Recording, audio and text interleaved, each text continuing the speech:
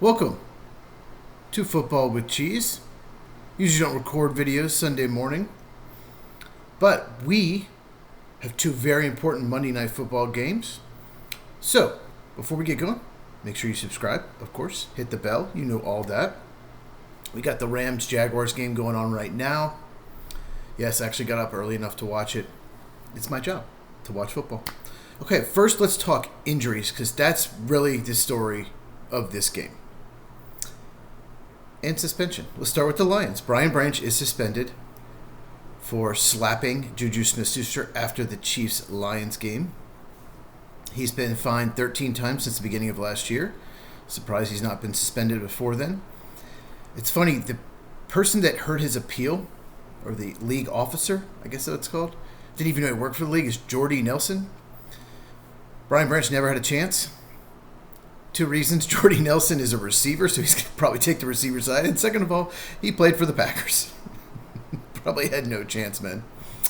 But I like the suspension. Honestly, I think it should have been longer. Kirby Joseph is out as well. So they're missing both safeties, and they're both very, very good players. So that is something to watch. And they already have so many cornerback injuries. Terran Arnold is not expected to play. DJ Reed is on IR. Ennis Rakestraw is also on IR. Good Lord, Lions. Do you have anyone left in the secondary? Avante Maddox is out with a hamstring injury. Jesus. Taylor Decker is questionable. Looks like he's going to play the left tackle. He did not play last week against the Chiefs. And Aleem McNeil looks like he is going to play, and DJ Reader. Both questionable defensive tackles. That's good for the Lions. Both of them are really good run-stopping defensive tackles. And it could make the Buccaneers one-dimensional, especially with Bucky Irving out. Let's talk about the Buccaneers right now. Bucky Irving is not expected to play. They do have Rashad White and Sean Tucker, two pretty good backups, but Bucky Irving's better. Chris Godwin is out. Emeka Egbuka is not expected to play. Oof, he's having such a good season. Hurt his hamstring last week. That injury probably hurts the Buccaneers more than anything because a lot of teams have struggled covering him. He's been tremendous, unbelievable route runner. But Mike Evans is back, supposedly. He is questionable, but he's expected to play. However, no Chris Godwin, no Emeka Egbuka. So the Buccaneers are going to have to play Sterling Shepard a lot. He's never been anything great, but he doesn't have chemistry with Baker Mayfield. They played together at Oklahoma. Might be the main reason he still has a job in the NFL. But he will probably get a lot of snaps in this game. So basically, the Buccaneers are missing a lot of offensive weapons, and the Lions are missing a lot of people in the secondary. So which one wins? Will the Buccaneers still pass the ball well? Should be a fun one. Got to get Aiden Hutchinson blocked if you're Buccaneers. Double, triple team him. You got to get him blocked. That is definitely a key matchup. I've been waiting for the bad Jared Goff game. Let me pull up his stats. So, if you do not know, 2 or 3 games a year, Jared Goff is just awful. And then the rest of the games, he's very good.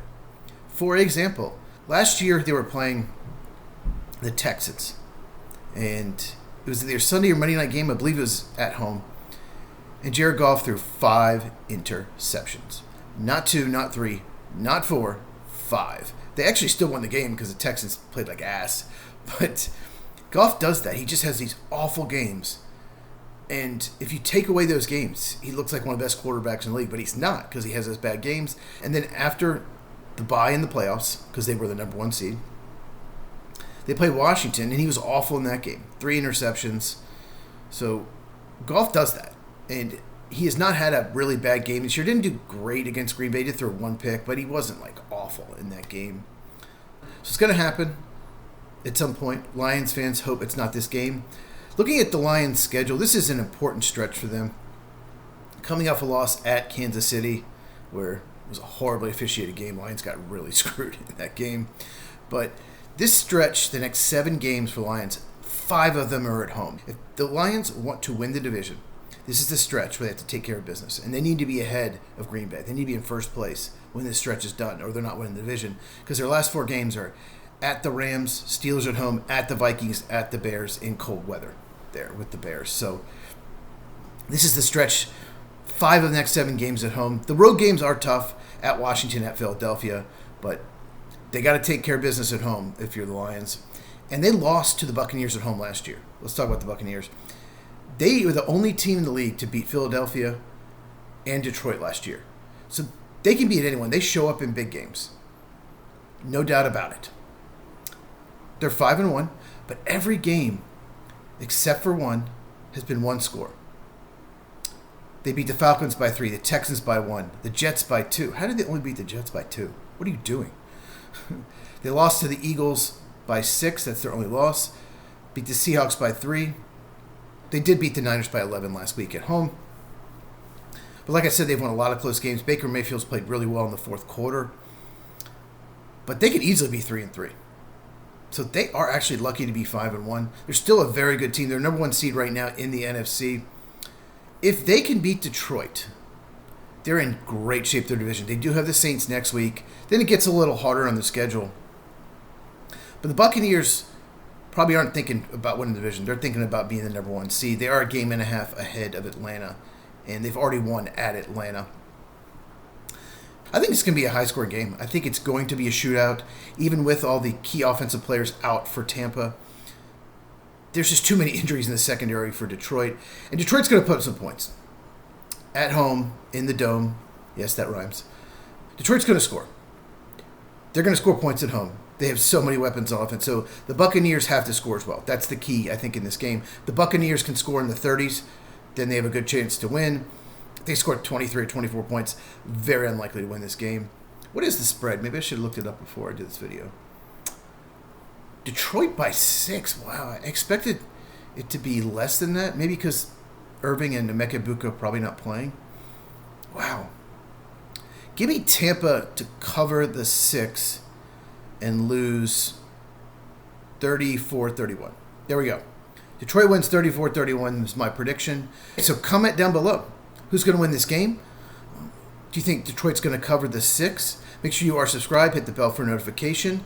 Look out, in a few hours, I'm going to release a Texans-Seahawks preview video. A very, very important game for both teams. Share this with anyone who loves football so we can continue to grow football with cheese. Give me a thumbs up if you enjoyed this. Really helps out the channel. Every Tuesday night, Mike and I, Lights Out Podcast, we talk baseball, college football, and of course, NFL, 9 Eastern, 6 Pacific. Link in the description.